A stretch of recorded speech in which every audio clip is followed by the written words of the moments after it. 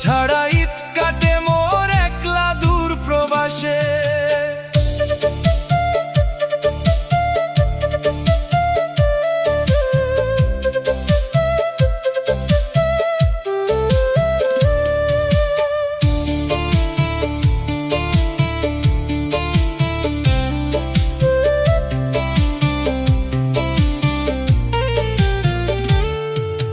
ছোট বোনটা অভিমানী, ভাইয়া কবে আসবা?